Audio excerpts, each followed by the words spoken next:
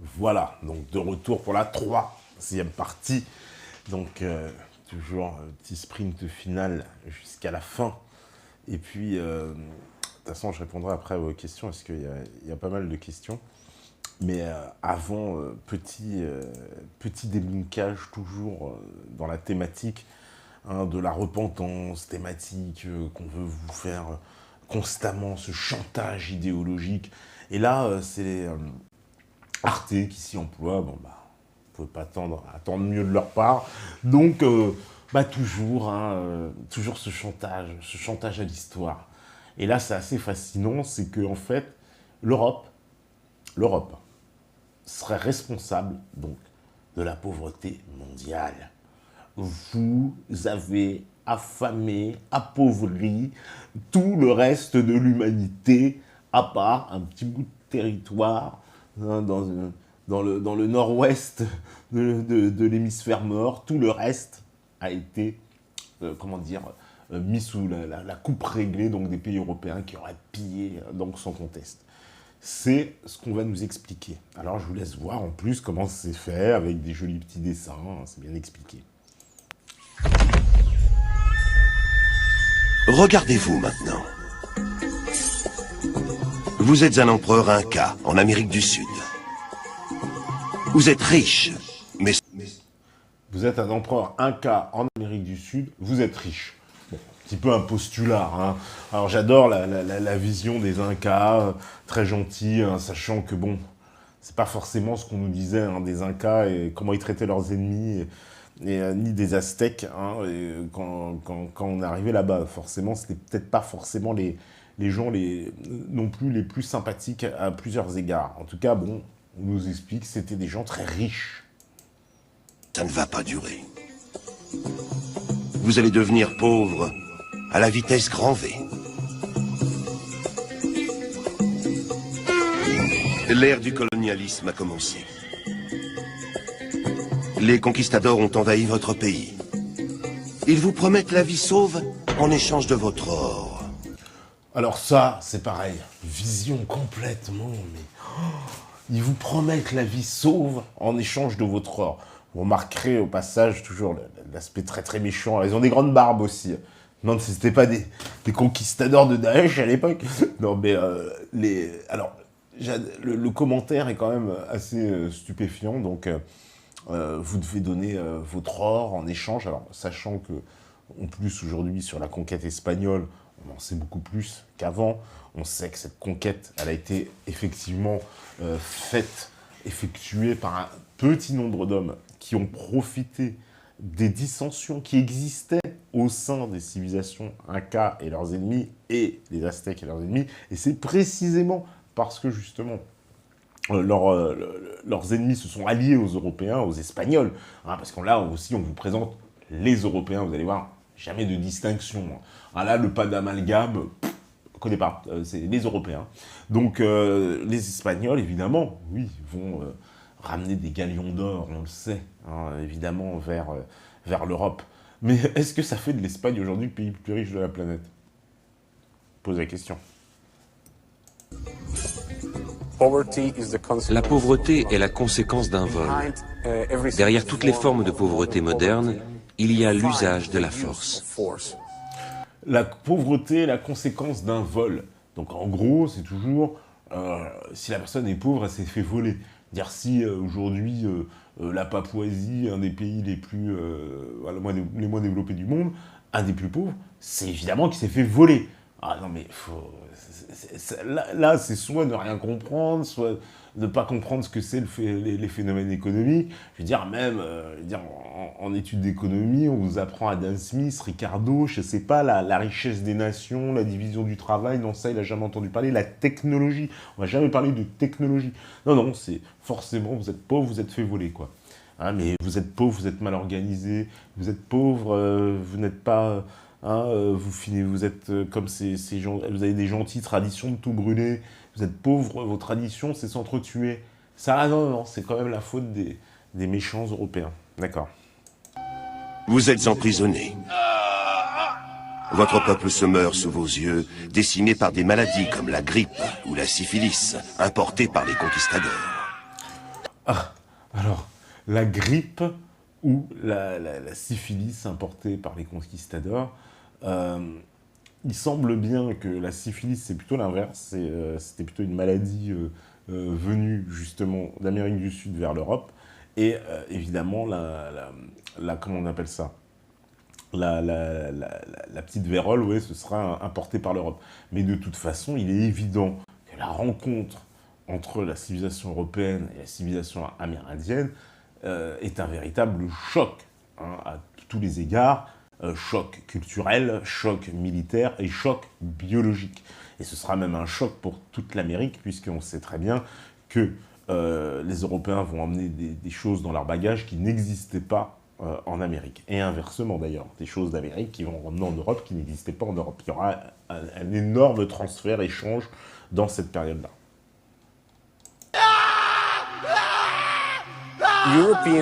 Les Européens sont responsables de la pauvreté des habitants d'Amérique du Sud. Les Européens sont responsables de la pauvreté des habitants d'Amérique du Sud. Ça, c'est pas d'amalgame, pas de stigmatisation. Ah non, non, non, là, les règles ne tiennent pas court, hein, monsieur le procureur. Là, non. Donc, c'est les Européens. Donc, on ne sait pas ce que ça voudrait dire, même. Alors, les Lituaniens, les Finlandais, les Polonais, les Ukrainiens, les Moldaves, les Roumains, les Autrichiens, les Islandais. En fait, tous ces gens-là sont responsables. Les Européens. On est tranquille. Alors que la colonisation de l'Amérique ne concerne que quelques nations européennes. Hein, à tout casser, elles sont 4 ou 5. Hein, voilà, allez, 6 peut-être, en ajoutant vite fait, timidement, allez, les Hollandais après. Mais je veux dire, c'est la France, c'est l'Angleterre, c'est la Hollande, c'est l'Espagne et le Portugal. Voilà, ça concerne 5 pays européens. L'Allemagne n'a jamais eu de colonie en Amérique. Le Danemark non plus. L'Italie non plus. La Grèce non plus.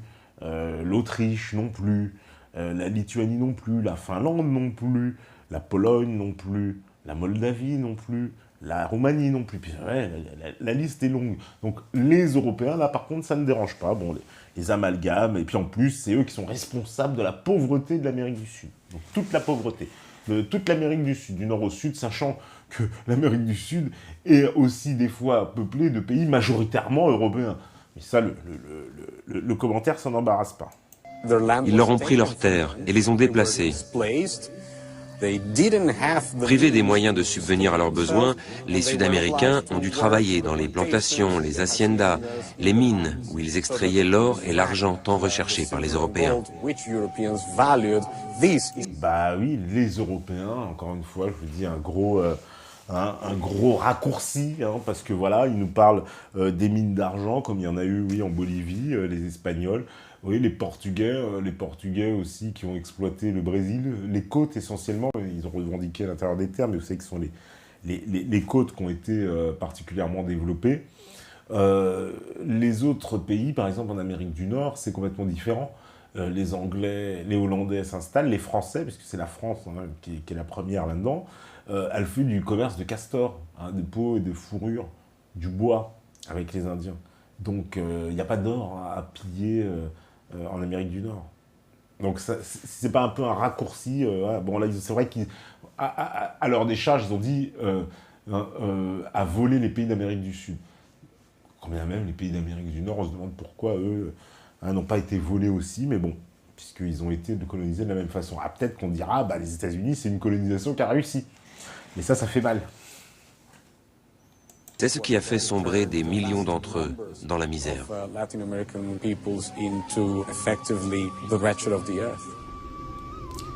Donc avant, ils étaient riches, ce que je comprends, on m'explique, avant, tout allait bien.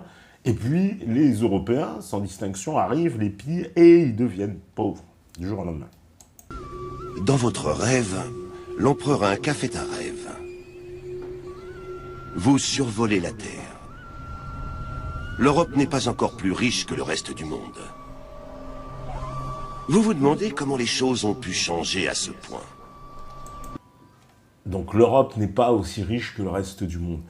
Donc c'est pour nous expliquer quoi, ils sont devenus riches, donc évidemment en volant tous les autres. Ça c'est le fond de ce qui est suggéré, évidemment. La réponse est peut-être en Amérique du Sud. Les colons européens sont en train d'y jeter les bases de la pauvreté moderne.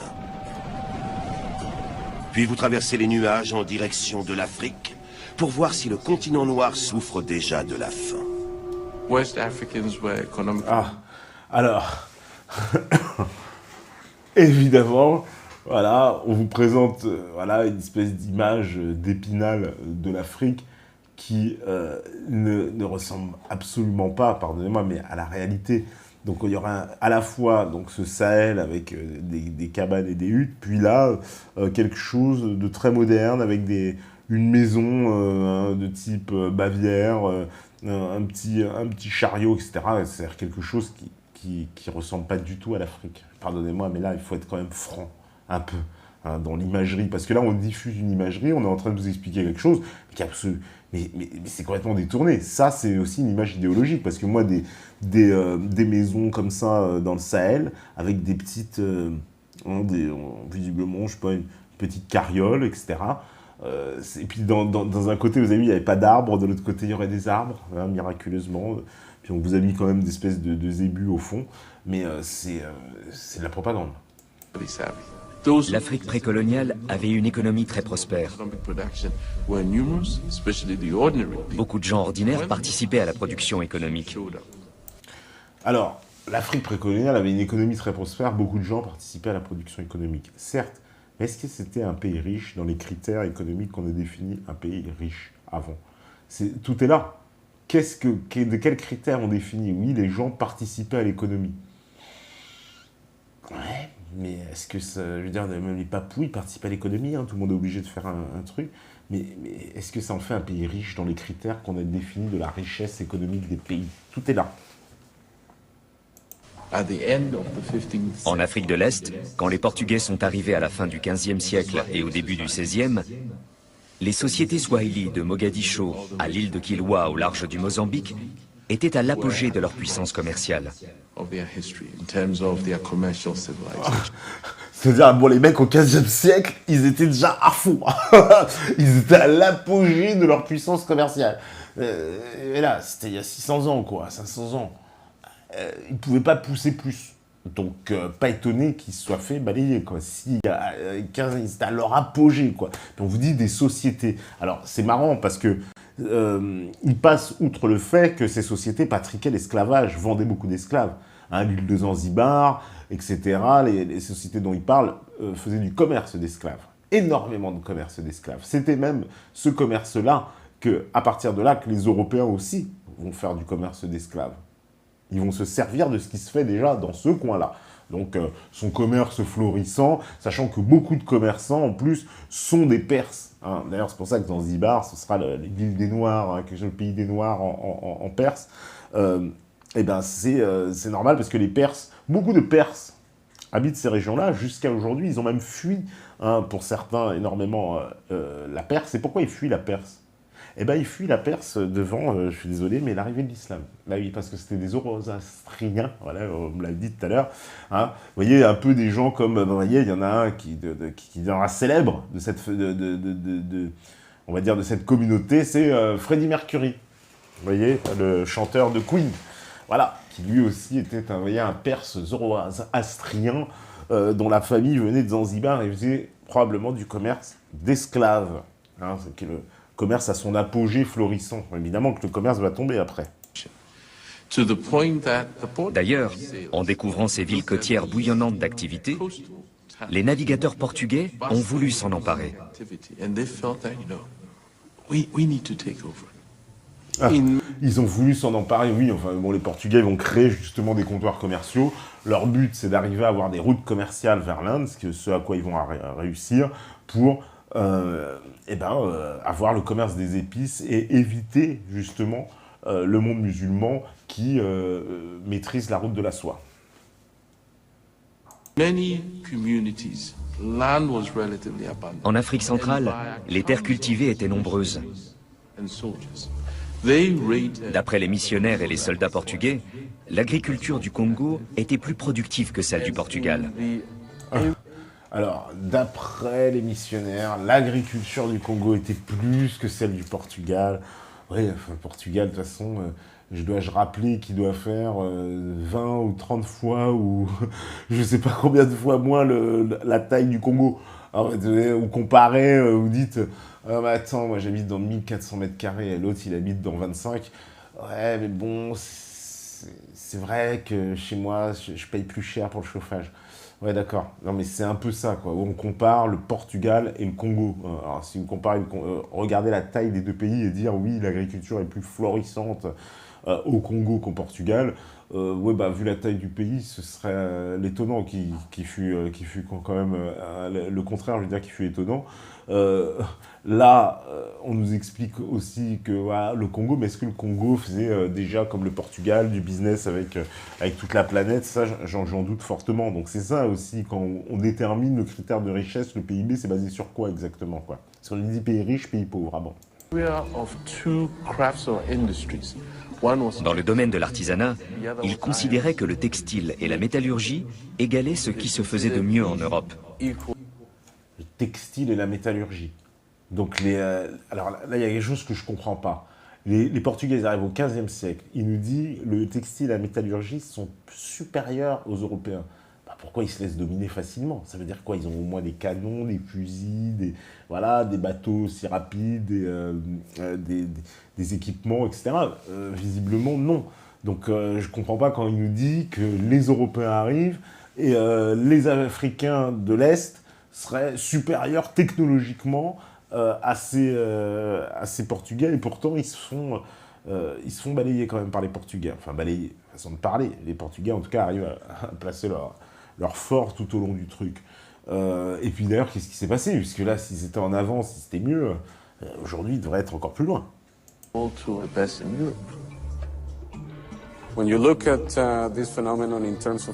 Avant 1492, l'Europe était à la périphérie du système monde. Alors, ça, c'est la super idéologie. Avant 1400, c'est un peu 1492, ça ressemble à 1789 pour la France. C'est-à-dire avant 1492, on nous explique l'Europe est à la périphérie du monde, elle vaut rien, etc. Ah bon? Mais alors, dans ce cas, autant faire fi de tout ce qu'on nous a appris sur les Grecs, les Romains, voilà, toute l'époque médiévale, etc. Tout ça n'existe pas. C'est la périphérie. Ah bon, la périphérie? Mais ils faisaient quoi aux îles Tonga à la même époque? Ils faisaient quoi c'est un peu facile, comme on balaye comme ça tout le passé, tout le passé européen avant, ils étaient minables. Et c'est l'Amérique, on croirait que c'est un peu l'euro-million, quoi.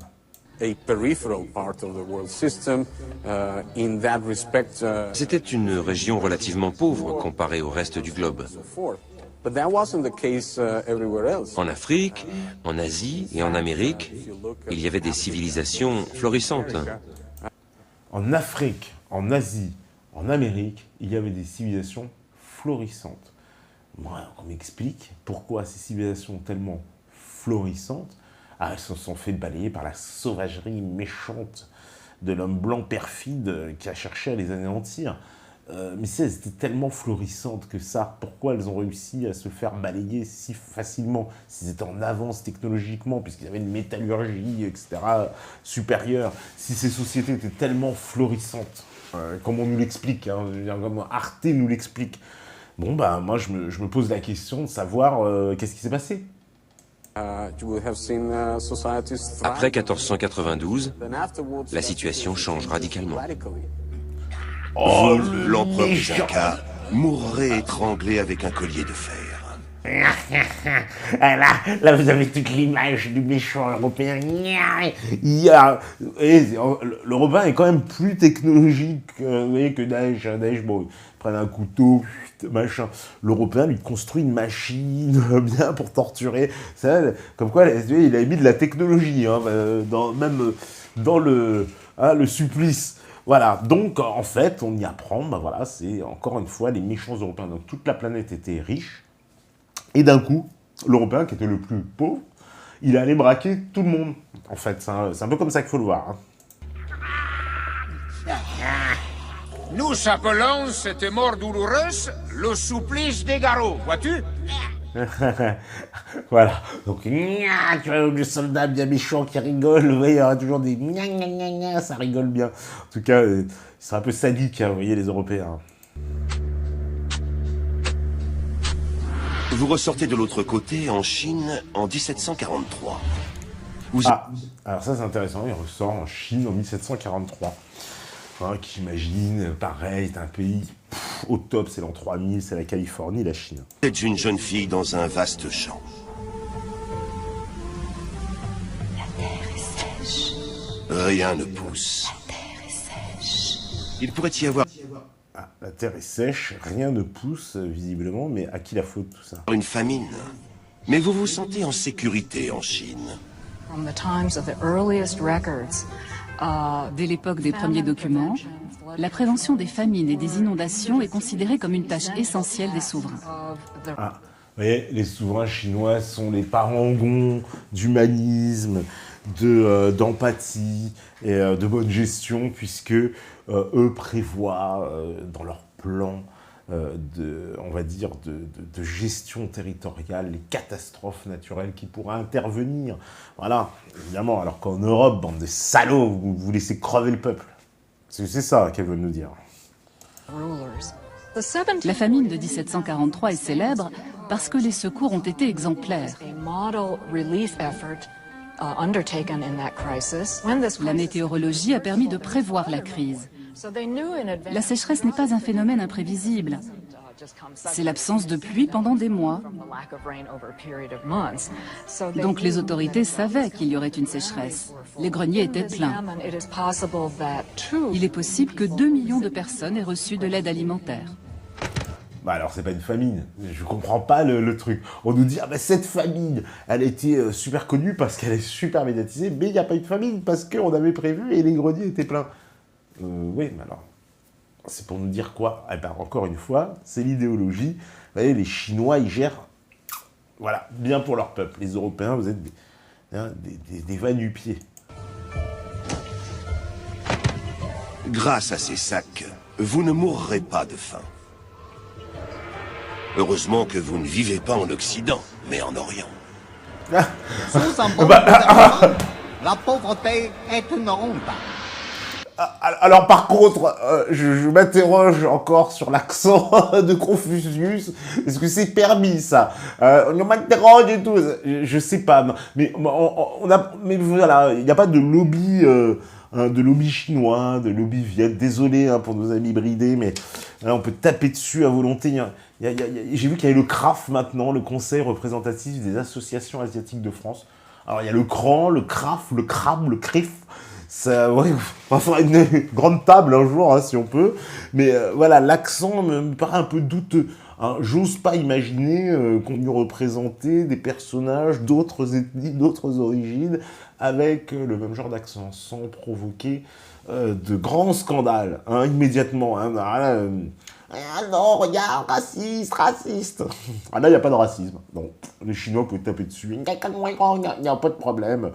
Hein, les Chinois, le Chinois n'est pas très coté dans l'antiracisme. Vous voyez, il n'y a pas trop la côte dans le chinois. Ça paye pas trop le chinois. Non, en plus, vous pouvez vous permettre de taper dessus. Il n'y a pas beaucoup de représailles.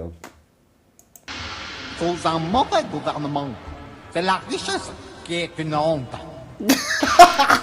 Bon, dans un mauvais gouvernement, c'est la richesse qui est une honte. Bon, là, on a le droit de se moquer des Chinois. Bon, il nous donne une vraie citation de Confucius. Vous avez vu, vous n'avez pas de chance si vous viviez en Occident à l'époque. Alors, 1743, dis donc, c'est vachement avancé quand même. Mais non, vous n'avez pas de chance, ils nous l'ont dit. Au 19e et au 20e siècle, la Chine est considérée comme un pays pauvre. Mais de l'époque de Marco Polo à la fin du XVIIIe siècle, les Européens en contact direct avec la Chine sont très impressionnés par sa richesse. Ils ne la considèrent pas du tout comme un pays arriéré. Bah oui, et donc les Européens ne le considèrent pas comme un pays arriéré, ce que la Chine n'est pas.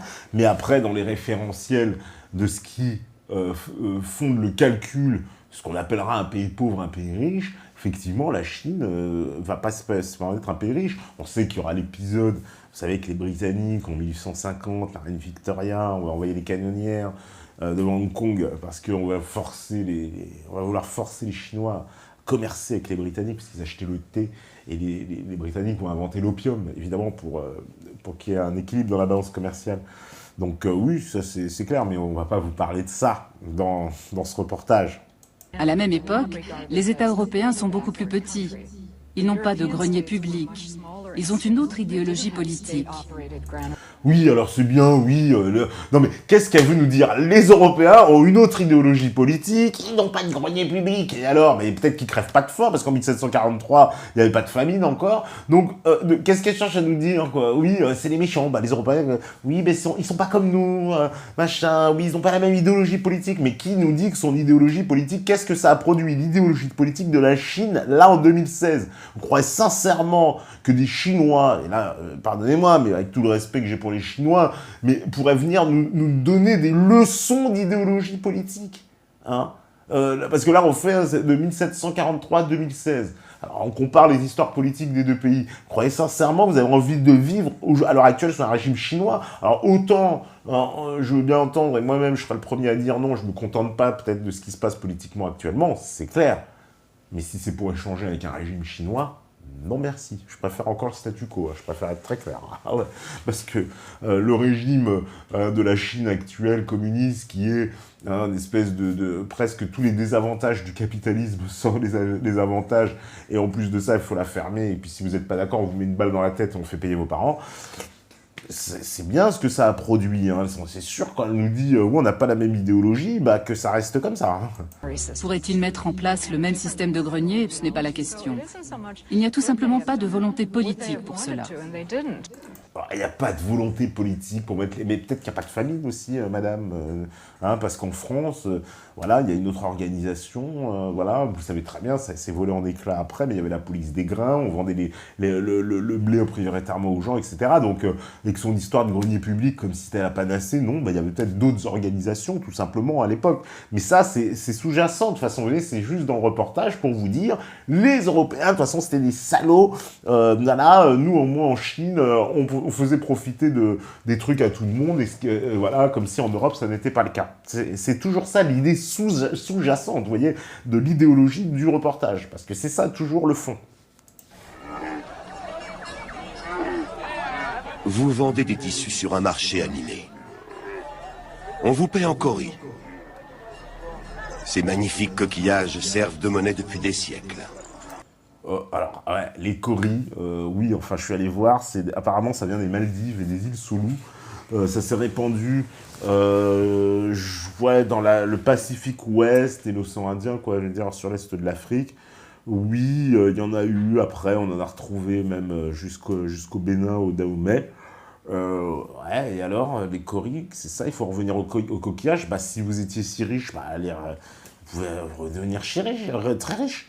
Allez emmagasiner des milliers de tonnes de coquillages. Après, il faudra essayer que les coquillages aient une valeur pour pouvoir les vendre. Mais bon, on pourrait, si tous les pays l'acceptent, après tout, pourquoi pas. Mais il va falloir draguer de la mer. Hein. À chaque pièce d'étoffe vendue, votre bocal de coris se remplit. Puis la police coloniale arrive.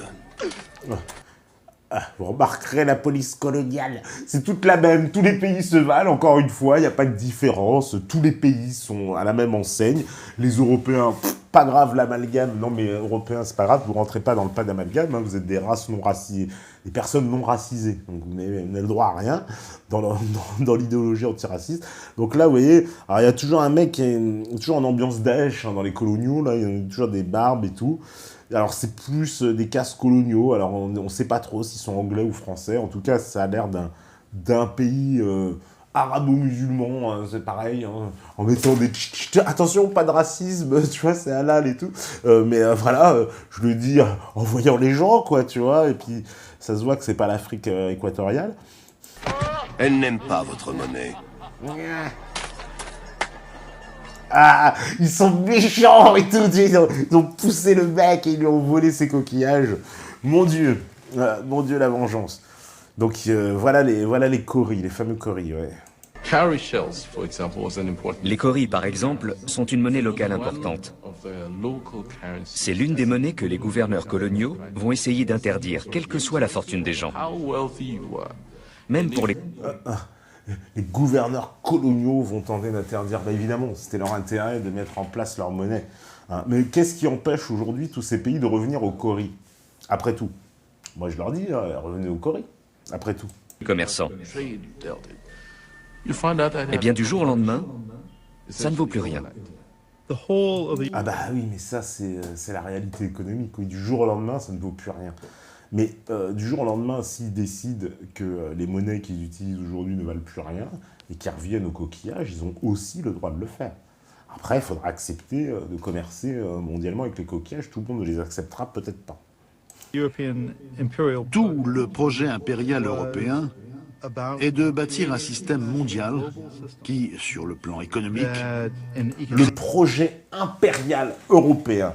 Vous voyez, si ça, c'est pas de l'amalgame et une façon de mettre tout... Et on nous montre en plus une image des États-Unis, j'adore, hein, le projet mondial européen, puis c'est une image du drapeau américain. Alors c'est peut-être eux le projet mondial américain qu'on devrait dire, parce que le projet mondial européen, impérial européen mondial, comme il dit, à l'époque, et l'époque a été soulevée, il n'existe pas. Mais non, il n'existe pas.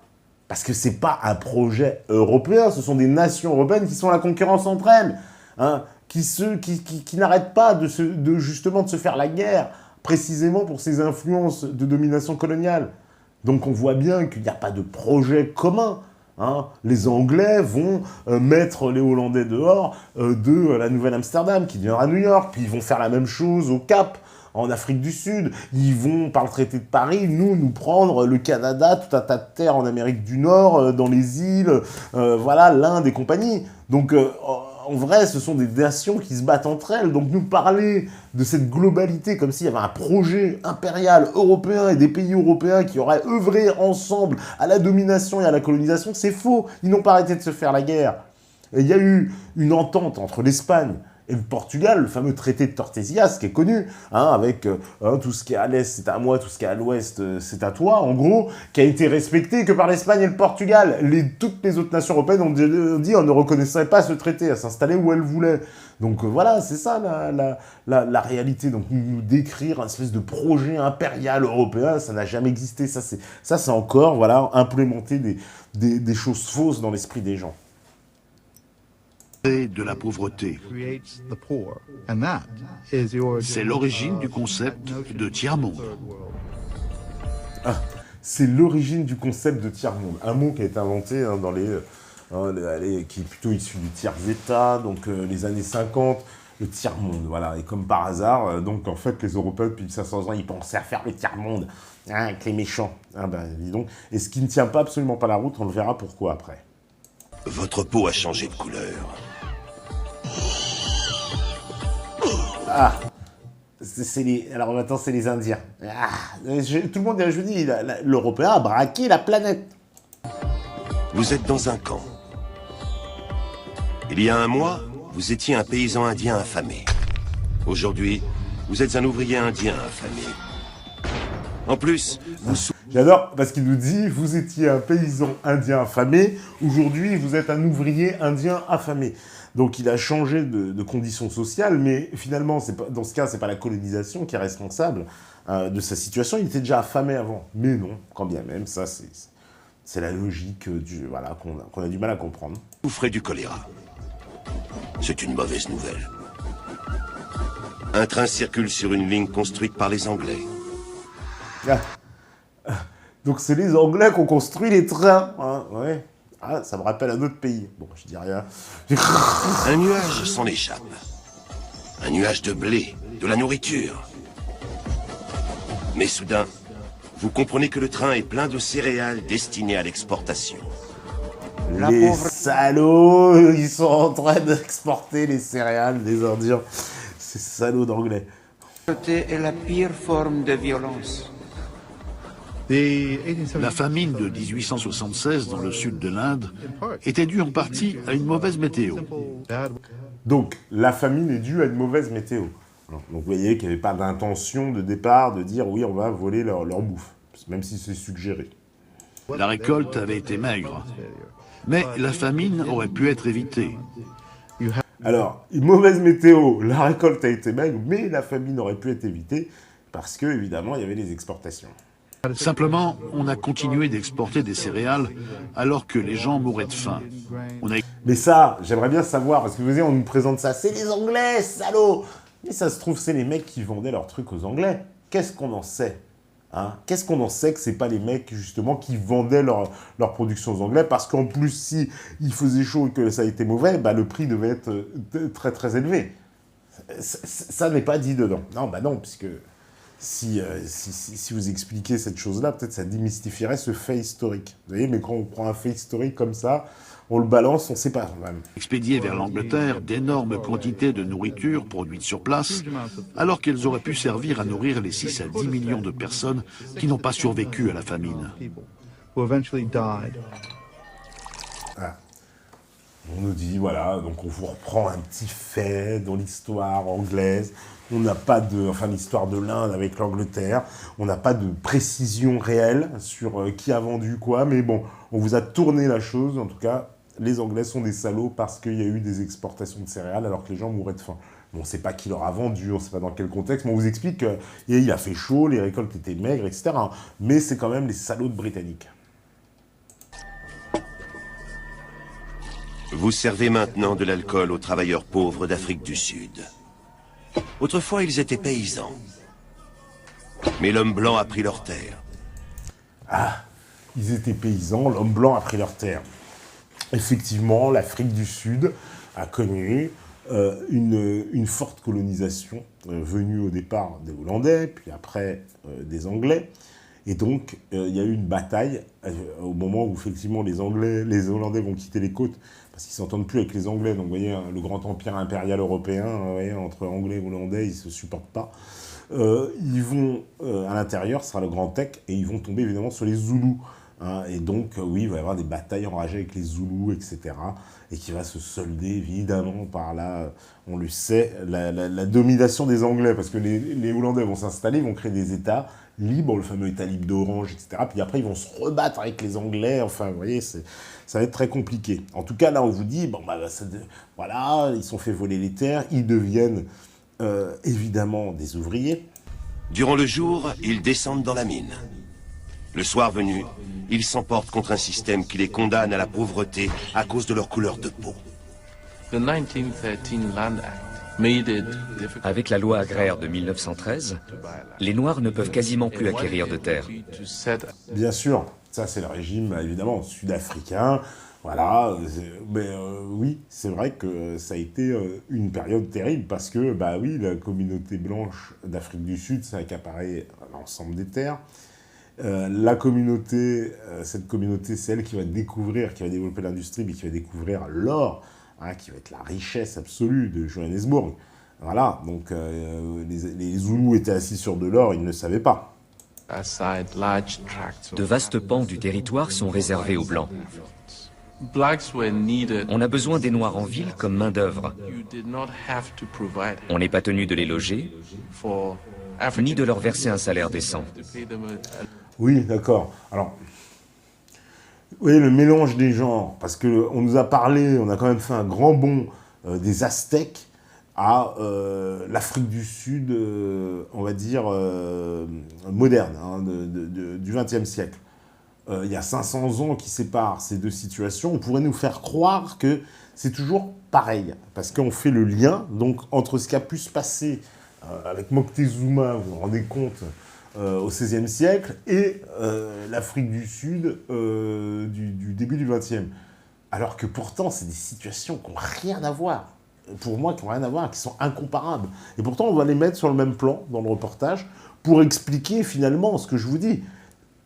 Pareil, caché derrière l'Européen, c'est le blanc. D'ailleurs, le terme est utilisé plusieurs fois, mais ce qui est le méchant hein, de l'affaire. C'est toujours ça le principe moteur, en fait. Hein.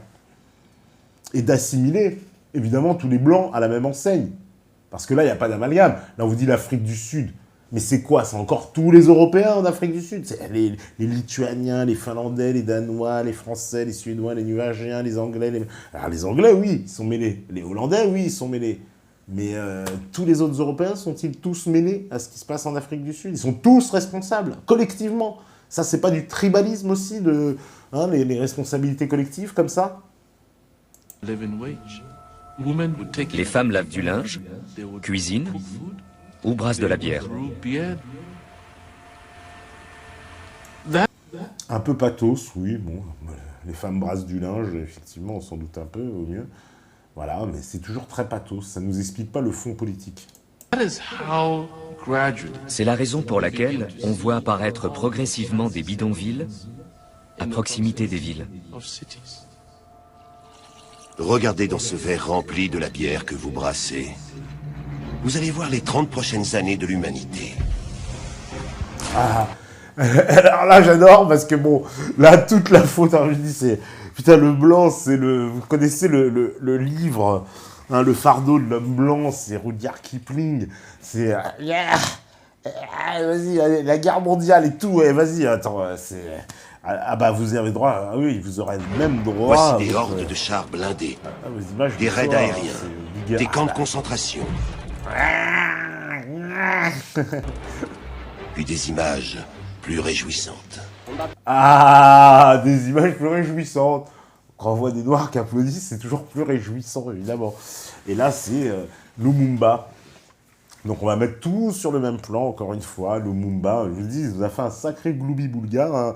Donc on est passé, je vous dis, on est passé de Moctezuma, Lumumba, l'Afrique du Sud, tout est sur le même plan, la famine en Inde en 1877 dans le Pendjab ou je sais pas où. Donc voilà. Temps de l'indépendance, aujourd'hui victorieux. Les peuples noirs sont en liesse. De nouveaux drapeaux flottent. Les peuples noirs sont en liesse, des nouveaux drapeaux flottent. Donc, c'est l'indépendance des Noirs seulement qui serait mise en avant. Quand bien même, on nous a fait toute une explication sur l'Asie, l'Inde, l'Amérique du Sud, le machin. À la fin, on vous dit, il n'y a plus que des Noirs. Bon, c'est l'explication, en tout cas, qui nous est donnée. Mais les autres, on ne sait pas. On ne sait pas ce qui se passe. Donc, on ne sait pas ce qui se passe. Voilà, on nous dit les peuples noirs. Bon, mais pourtant, l'indépendance de ces parties du monde, et en particulier des territoires là qui ont été évoqués, c'est pas que des Noirs. Si je m'en réfère à l'Asie, si je m'en réfère à l'Amérique du Sud, etc. Mais non, là, il n'y a que les Noirs. Bon, je veux bien. Après la création de l'ONU, il y a une flambée de nationalisme en Afrique et en Asie. De nouvelles nations voient le jour. L'Inde en 1947, le Ghana en Afrique subsaharienne en 1957. Elles deviennent toutes membres des Nations Unies. Ouais, bah, jusqu'à là, tant mieux, ils deviennent tous membres des Nations Unies. C'est ce que tout le monde voulait, non? Bah, tout va bien. Et donc les questions comme la fin du colonialisme ou la richesse et la pauvreté relative des nations sont débattues au sein de l'ONU. Ah oui, la richesse et la pauvreté relative des nations. Et effectivement, ça voudrait dire qu'il faille vraiment s'intéresser à comment les nations sont riches. Et ça, pour le moment, ça n'a jamais été posé. On nous a juste expliqué, c'est les Européens qui ont volé, c'est comme ça qu'ils sont devenus riches. C'est un peu facile comme explication. Vous avez changé. Vous portez une robe luxueuse. Vous portez une robe luxueuse. Ah bon? Des hommes en costume vous suivent. D'accord, vous avez du personnel. Vous n'êtes plus pauvre. Vous êtes la future chef d'État d'un pays pauvre. Vous êtes la future chef d'État d'un pays pauvre. Bah, on commence par déjà peut-être pas avoir de robe luxueuse. Là. Non mais je trouve ça assez fantastique. Donc voilà, vous êtes maintenant chef d'un pays pauvre. Voilà, bah oui, mais c'est quoi alors qu'il faut faire? C'est que les riches doivent payer une compensation éternelle pour la prétendue colonisation, enfin la colonisation, mais comment on va l'évaluer, c'est ça? Parce que je ne comprends pas en fait à quoi ça mène de dire oui, bah, ils étaient pauvres, maintenant ils sont pauvres, mais ça c'est à cause des pays occidentaux. Mais il y a des pays qui ont été colonisés et qui sont devenus riches. Oui. Et il y a des pays qui n'ont pas été colonisés et qui sont restés pauvres.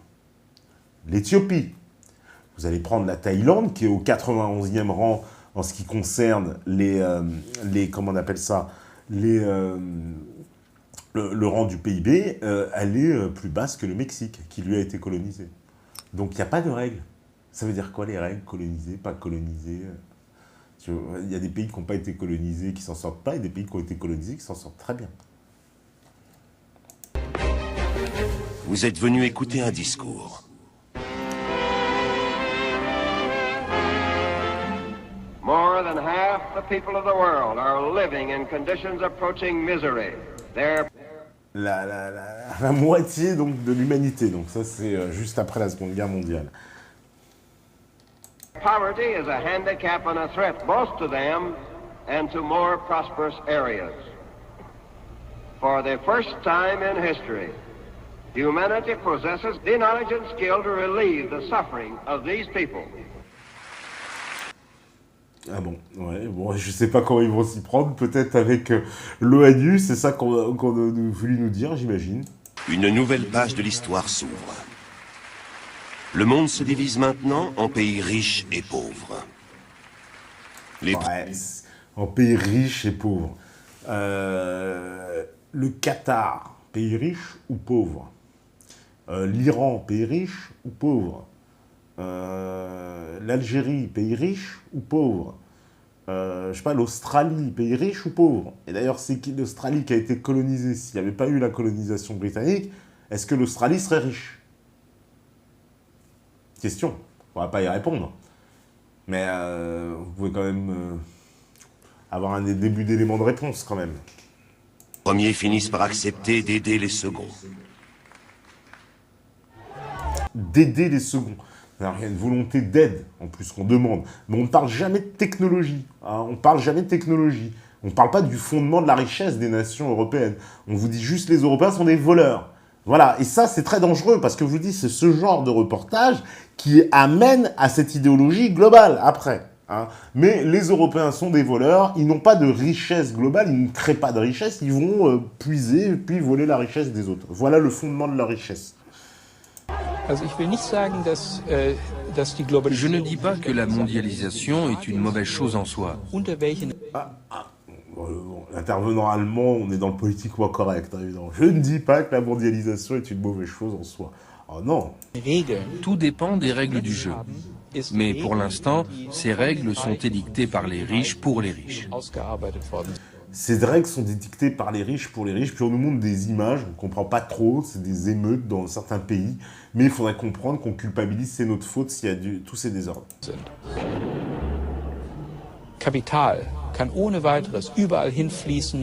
Le capital peut circuler partout librement, sans contrainte, et s'investir où il veut. Ouais, ben ça, c'est problématique, gravement même problématique, parce que c'est ce qui a encouragé les délocalisations et tout. Mais on peut en parler, parce que les délocalisations, c'est aussi retirer du boulot ici pour aller en mettre là-bas, dans les pays pauvres, soi-disant. Mais pas la main-d'œuvre. Ah bah, pas la manœuvre. Ah bah si, déjà c'est le cas qui est en train de se faire. Mais alors le monsieur il est trop fort, il nous dit ah bah il n'y a pas la manœuvre. Alors qu'en fait, faut ramener tout le monde, quoi. Faut que tout le monde puisse circuler la main. Mais qu'est-ce que c'est que cette vision aberrante des choses, quoi, vraiment. Donc ce monsieur, lui, nous explique qu'en plus le problème, si ces pays sont pauvres, il faut ouvrir les frontières. Vous comprenez bien la mécanique qui est à l'œuvre. Là, on vous explique, les Européens sont riches parce qu'ils ont volé le reste de l'humanité. Maintenant, on est à l'époque moderne, mondialisation égale ouvrir les frontières pour tout le monde, et puis en plus, ce serait que justice par rapport à l'histoire coloniale. Un Indien pauvre qui a appris la coiffure et veut exercer son métier en Allemagne ou en Amérique ne pourra pas entrer dans ces pays. Ah, mon Dieu, un Indien pauvre qui veut exercer, alors déjà, ouais, en Amérique ou en Allemagne, mais il y a combien de chômeurs aussi dans ces pays-là, hein. Et puis là, on vous montre une image d'Épinal, on croirait que ça ressemble à Calais, de l'évacuation. Donc, voilà, j'adore le truc. Donc, vous avez ce pauvre monsieur, symbolisé dans le dessin, qui va chercher... Vous voilà devant une ambassade. Voilà. Vous faites la queue durant des heures. Vous demandez... Bah, vous faites la queue durant des heures. Bah, tout le monde veut des visas. Vous allez dans certaines ambassades, c'est bouché de chez bouché, tout le monde veut des visas. Hein, il y en a, ils font la pub ici, ah, notre pays merveilleux, machin, mais là-bas, ils veulent tous venir ici. Ah, donc, Et un visa. Vous devez remplir des pages et des pages de formulaires. Ça, c'est plus tout à fait vrai. Hein. Le reportage ne tient pas en compte les millions de mecs qui sont rentrés sans papier, sans rien, sans machin. Et en plus, donc, un pays, vous voyez, on veut vous décrédibiliser le fait de contrôler qui rentre chez vous. En fait, contrôler qui rentre chez vous, c'est pas bien, vous êtes un salaud. Encore une fois, hein, le truc raciste, salaud, colonialiste, machin, parce que simplement, quand vous dites, oui, mais attendez, ce serait bien d'avoir une frontière et qu'on contrôle les frontières. Ben non, c'est pas bien. Vous empêchez l'humanité, les coiffeurs de venir ici. La pauvreté est très différente de ce qu'elle était autrefois. Il y a un vrai changement, parce qu'aujourd'hui, la pauvreté serait facilement évitable. La pauvreté, oui, serait facilement évitable avec des politiques volontaristes. Mais est-ce que ces politiques, elles doivent encore venir des pays européens envers ces autres pays qui n'arrêtent pas de dire « Ah, c'est l'histoire coloniale, c'est l'histoire coloniale ». Mais qu'est-ce qu'ils veulent, qu'on retourne au temps des colonies et que ce soit les pays européens qui gèrent? Parce que moi, quand je vois ça, c'est ce que ça m'inspire. La moitié la plus pauvre de l'humanité gagne moins de 3% du PIB mondial.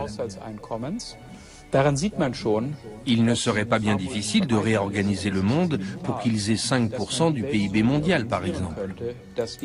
Réorganiser le monde, ouais, ça c'est sacrée ambition. Leur sort en serait déjà grandement amélioré. Cela permettrait d'éliminer la pauvreté absolue. Voilà, vous avez votre retour avec notre gentil migrant légal cette fois, qui va demander son visa, évidemment. Regardez comment il accueille, c'est une honte.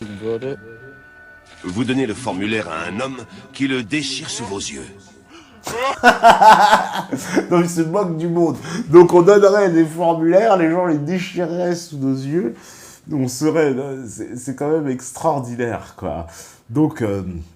Voilà, donc vous donneriez, moi j'aimerais bien voir si les migrants ils sont traités comme ça m'étonnerait. Hein. On déchire les formulaires sous leurs yeux, on leur jette à la figure, c'est une blague.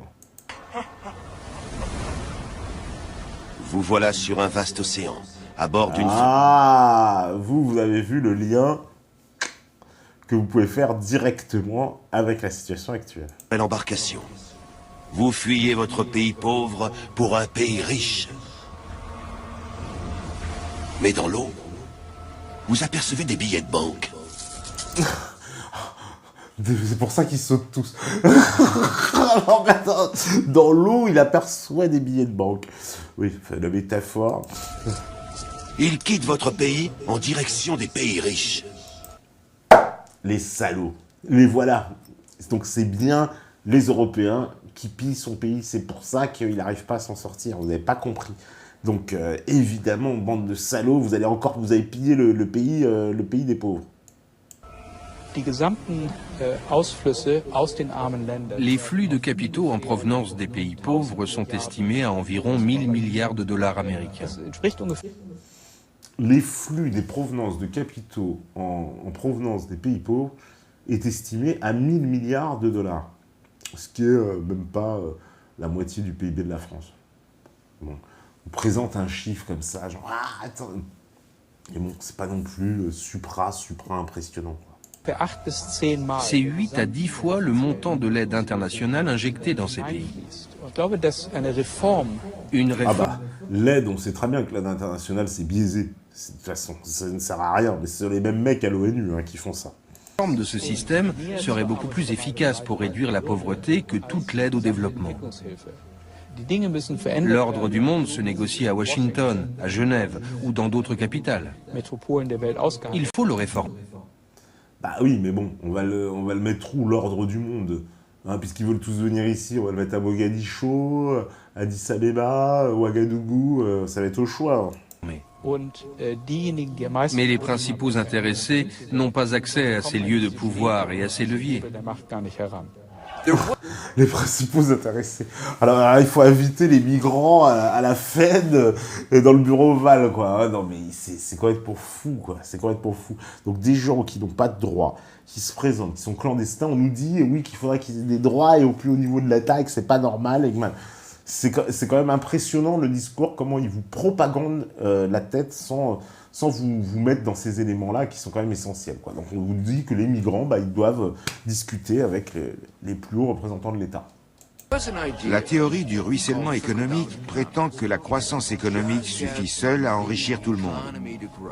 Selon l'adage, la marée montante remet tous les bateaux à flot. Mais c'est faux. Ah bah oui, c'est faux. Ouais, c'est faux. Mais qu'est-ce qu'ils veulent en fait? Moi, c'est ce que j'ai du mal à comprendre, c'est quoi le fond de la demande, voilà. C'est comme cette dame qui va s'exprimer, je ne comprends pas le fond. Qu'est-ce qu'ils veulent? C'est quoi leur projet? Donc la question n'est pas la pauvreté. Ah, j'avais pas compris. La question c'est la paupérisation, et le pillage et l'humiliation. Vous mettre dans la tête que vous êtes pauvre. Parce que ces richesses, les modalités de mise en œuvre de ces richesses font que vous dépendez de leurs capitaux et de leur technologie. Ah, au moins elle a une réponse. Un peu, vous dépendez de leurs capitaux, de leur technologie. Alors, pour ce qui est des capitaux, on sait, oui, le système du franc CFA injuste, on en a beaucoup parlé. Pour l'Afrique. Mais tout le monde n'est pas dans le franc CFA dans le monde. L'Amérique du Sud en particulier n'est pas. Chaque pays a sa monnaie. Ils ne sont pas plus riches pour autant. Et les technologies, elles évoquent cet aspect-là. Et ça, c'est marrant, parce que ça voudrait dire quoi? Ça voudrait dire que les pays d'Europe devraient fournir gracieusement de la technologie au reste de l'humanité, au nom de cette même humanité, pour qu'ensuite, de toute façon, 20 ans après, on leur crachera dessus, salaud, et tout, et puis vous l'avez attendu 200 ans pour nous la donner, la technologie. Parce que c'est un peu ça, hein. Donc, qu'est-ce qu'ils veulent? Qu'on leur donne tout? Et que voilà, tout le monde, il n'y a pas aussi des gens à se mettre un peu en branle, hein, à faire en sorte aussi de faire les choses eux-mêmes? Donc, cette dépendance financière, monétaire, technologique ne vous permet pas de mettre en valeur vos propres ressources. Bah, cette ressource ne permet pas de mettre en valeur vos propres ressources, mais il y a quand même comment dire, un aspect des choses, c'est que de toute façon, un État, quand même, il a des ressources naturelles, il faut pouvoir les exploiter. Or, on sait très bien que justement, pour l'essentiel des ressources naturelles, même du pétrole, etc., ça nécessite une industrie et une technologie de pointe que beaucoup de ces pays n'ont pas. Donc, voilà, ils doivent trouver un accord et la meilleure négociation possible entre des pays développés d'un point de vue technologique et qui ont les modalités pour pouvoir exploiter des ressources, à d'autres pays qui ont des ressources, mais qui ne peuvent pas les exploiter sans l'apport technologique de ces autres pays. Donc on devrait bien trouver un point d'accord, hein, plutôt que dire oui, non, il faudrait qu'ils nous donnent la technologie. Ça, c'est un peu abusé. Ah, bah, on va vous donner la technologie en plus. Et parce que vous êtes entré dans un modèle économique qui fonctionne avec ces ressources naturelles-là. Donc, le problème n'est pas la pauvreté, c'est un faux débat. En Afrique aujourd'hui, je m'y essaie, quoi.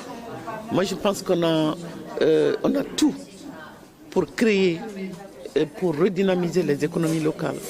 Alors, je comprends pas, il y a 2 secondes, elle nous dit on n'a pas de capitaux, on n'a pas de technologie, et puis, dans la phrase d'après, on a tout. Bah, non, vous n'avez pas tout, parce que visiblement, il vous manque et des capitaux et de la technologie, ce qui est essentiel pour pouvoir démarrer des projets. Donc, vous voyez un peu, et c'est toujours ce discours-là, voilà, on a tout, pourquoi là, ne pas dire, bah non, on n'a pas de technologie, on n'a pas de capitaux, il va falloir qu'on s'entende, voilà, et peut-être trouver un espèce de curseur, qu'on passe au juste milieu. Mais dire, oui, on a tout et tout, on n'a pas besoin d'eux, visiblement, non. Pour vivre dignement, sainement. Mais il y a le télescopage constant, permanent, d'autres images. Et la création de besoins. Et le choc psychologique est tel que, individuellement et collectivement, vous avez l'impression d'être arriéré, que les autres avancent, vous ne progressez pas parce que vous ne possédez pas. Ah oui, mais ça, c'est le monde de la société de consommation qui a décidé ça, qui a mis une échelle. Effectivement, des pays qui ne consomment pas sont hors du coup, hors du circuit et n'ont pas de considération. Je peux comprendre ce qu'elle dit dans la psychologie, oui, on se sent pauvre, mis à l'écart, etc. C'est aussi vrai, c'est vrai.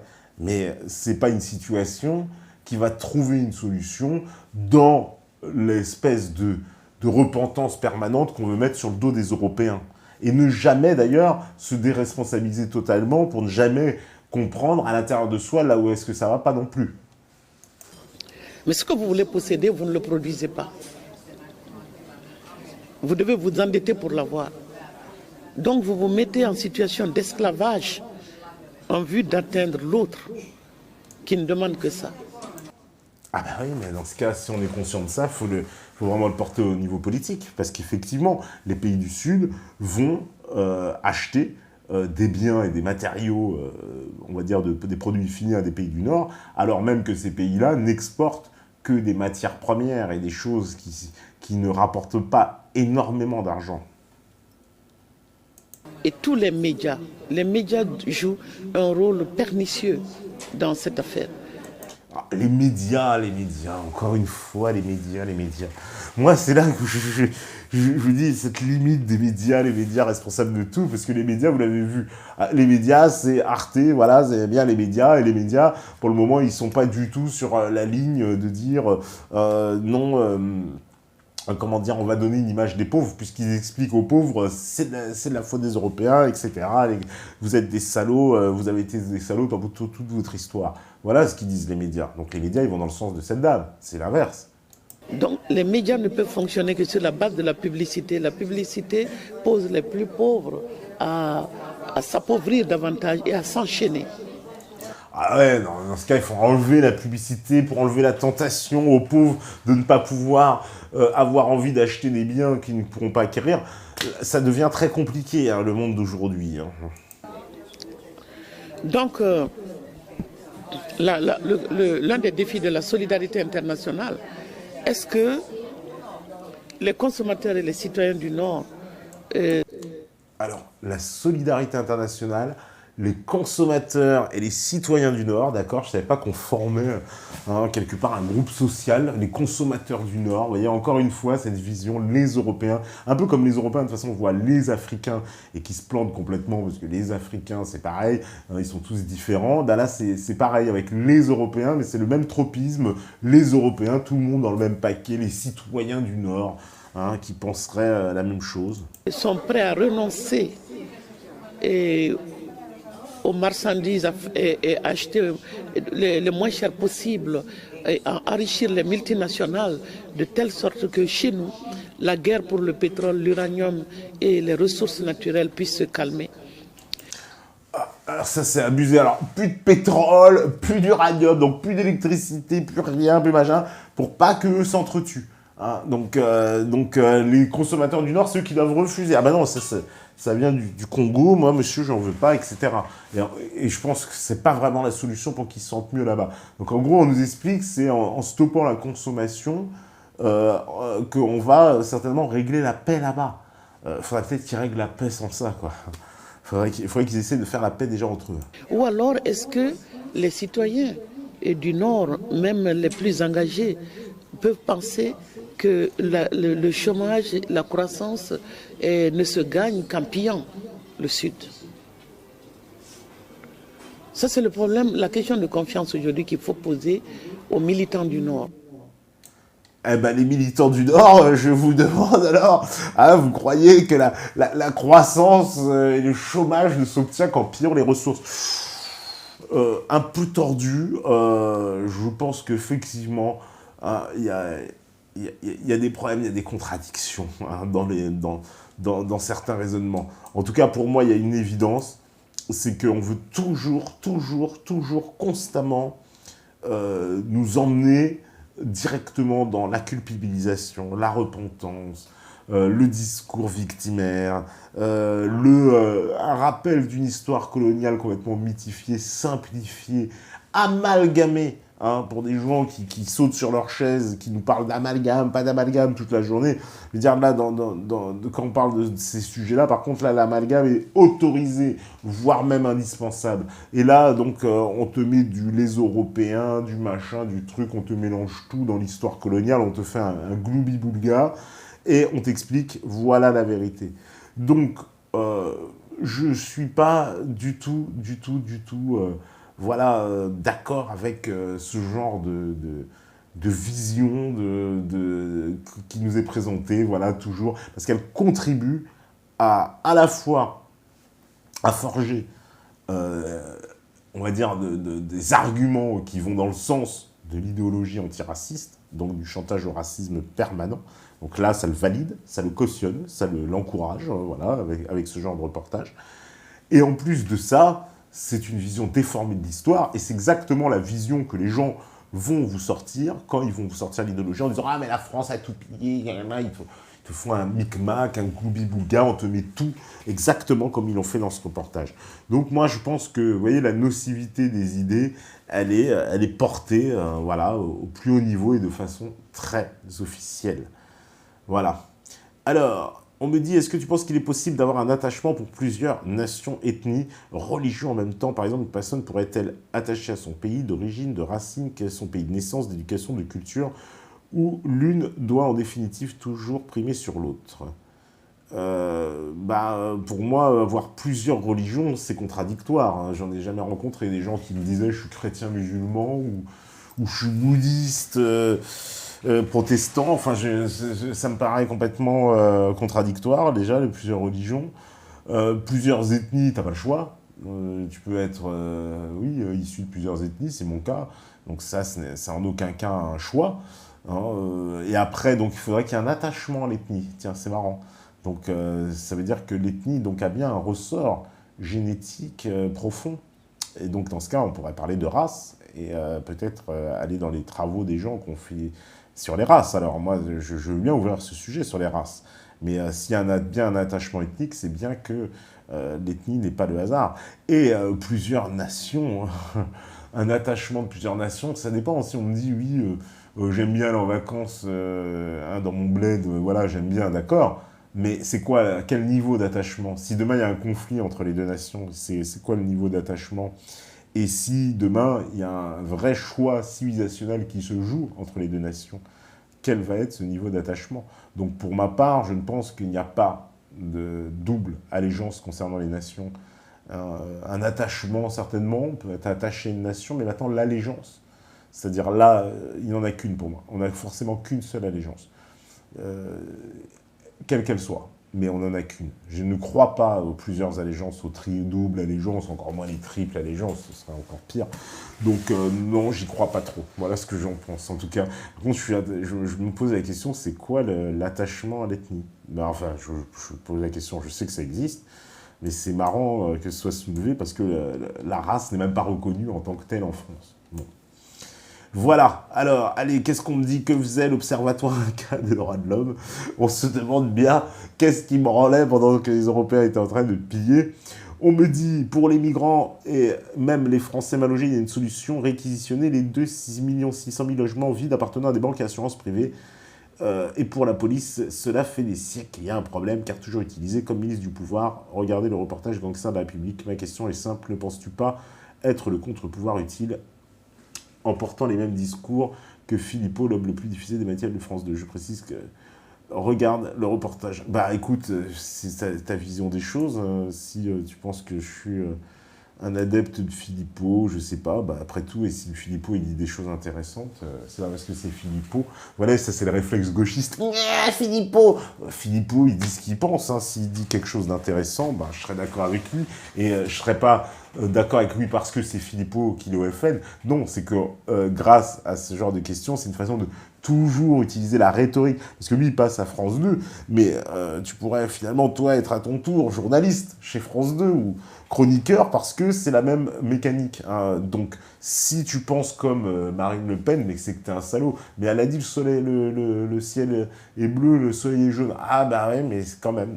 Donc ça voudrait dire que quand quelqu'un dit quelque chose d'intéressant, si on est d'accord avec lui, puis pas de chance, c'est un mec du Front National, on a un horrible salaud et ce que je dis n'a pas d'intérêt. Ça, c'est exactement la même mécanique qu'ils utilisent dans les médias toute la journée, les tasers idéologiques, pour faire taire les adversaires et faire taire la parole. Vous êtes d'extrême droite, vous êtes ceci, vous êtes cela, comme on l'a vu dans la vidéo avec Laurent Deutsch, c'est l'extrême droite, etc. C'est le meilleur moyen pour faire taire les gens. Mais ça ne marche malheureusement de moins en moins, j'ai presque envie de dire plus du tout. C'est une technique qui va connaître un terme, qui va être éculée à force. Alors, on me dit, Concernant les migrants, les médias de masse nous rabâchent du matin au soir qu'il s'agit de réfugiés de guerre et non de migrants économiques. Ma question est pourquoi une très grande partie de ces migrants fuient la guerre sans femme ni enfants? Donc, première question, est-ce que ce sont vraiment des réfugiés de guerre? Pour moi, comme je l'expliquais, réfugiés de guerre, c'est des gens qui viennent de pays en guerre. Quand on vient de Somalie, machin, on me dit c'est la guerre. Ça fait 50 ans que c'est la guerre, ça fait 100 ans qu'ils sont en guerre là-dedans. C'est la guerre, c'est quoi, les guerres tribales, les guerres machin? J'ai vu la guerre en Noumoria, là, dans le fin fond de l'Éthiopie, et c'est la France qui est responsable de ces guerres encore, hein, où je sais pas, qu'il va falloir encore se coucher. Donc non, je trouve que c'est complètement aberrant. Alors, on me dit, la semaine dernière, le Sénat a voté la loi 1880 sur la presse en facilitant les poursuites contre les internautes. Quel est ton avis concernant cette loi? On a vraiment l'impression que la liberté d'expression est en train de mourir lentement en France. Et ben, je suis entièrement d'accord avec toi. Et les lois, elles sont de plus en plus inquiétantes et toutes les lois vont dans le sens de restreindre la liberté sur Internet. On a bien senti qu'on était la cible puisque c'est le dernier espace où il y a encore un peu de liberté d'expression. Un peu. Mais qui a tendance effectivement à reculer. Oui, la France est vraiment un pays voilà, qui nous confirme que voilà, on est en train de reculer chaque jour. Alors, on me dit, selon la propagande, mais nous n'avons aucune confirmation sur ce qui se déroule à Calais, il est logique de penser que ceux qui arrivent là n'ont aucune envie d'être déplacés et éparpillés en France, vu qu'ils veulent passer coûte que coûte en Grande-Bretagne. Les commerces brûlent, ne faut-il pas justement les brûler pour les forcer à partir des lieux? Ah bah, j'en sais rien, ça. Visiblement, ça fait 2 semaines qu'ils brûlent tout, parce que, ah, ça c'est le complot, un complot, c'est les flics qui brûlent les trucs pour pas que les mecs reviennent, machin. Ce qui est insinué, j'imagine. J'en sais rien, quoi. Mais après, tu sais, à toujours voir les complots, des complots dans le complot. Hein, puis c'est simplement si c'était vraiment tout simplement des sauvages à la con qui brûlent les trucs. Tout simplement. Ouais, tout simplement. Alors, on me dit, ces migrants ne sont-ils pas victimes de déstabilisation fomentée par l'Occident? Je trouve aussi que le migrant n'a pas la parole et le sujet idéal pour agir les tensions et les électeurs ne pourront pas rehausser le débat. Le migrant n'a pas souvent la parole. Le migrant. Alors déjà, il faut qu'il parle français, hein, parce que donner la parole, je ne sais pas si vous parlez le Swahili, mais bon, ça va être compliqué, parce que les mecs, visiblement, ils viennent d'Afrique de l'Est, hein, la majorité. Après, oui, voilà, c'est toujours ça, oui, rehausser le débat. Qu'est-ce que ça veut dire, rehausser le débat? Parce que il y a des choses qui sont plus nobles à parler, mais pourtant, ça, c'est un problème qui nous concerne. Parce que demain, les migrants là qui sont en train de s'installer en France, partout, qui vont venir, parce que ça c'est la première étape. Vous ne comprenez pas, la prochaine étape, c'est une fois qu'ils sont installés, cette fois on pourra les faire venir encore plus. Si ça, c'est pas un problème majeur de la France, bah non, je suis désolé, c'est un des problèmes majeurs de la France. Ça fait partie intégrante des gros problèmes de la France. Donc rehausser le débat, cette espèce d'élitisme un peu comme ça, là... bon, penser qu'il y aurait des débats supérieurs à d'autres, pour moi c'est un débat politique comme un autre, et la preuve, comme il fait réagir beaucoup de gens, c'est que vous vous sentez concerné hein, par cette affaire. Voilà, on me dit, comment dire, c'est un complot contre l'histoire, certainement. Que penses-tu du plan énoncé par Albert Pike? Déjà, voilà, qu'on me montre que tout ça a vraiment existé, machin, bon, je veux bien, mais bon... Hein.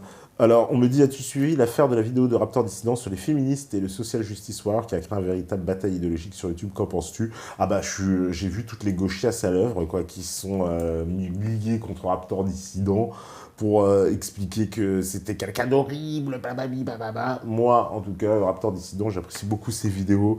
Il est impolitiquement correct et il met le doigt là où ça fait mal, tout simplement. C'est ça qui les énerve. Voilà, il a eu toute la milice gauchiasse youtubienne à ses trousses. Bah, moi, je préfère le big up. Alors, on me dit quoi? Que penses-tu des différents types de nationalisme civique, culturel, ethnique? Lequel, selon toi, le plus adapté à l'esprit français?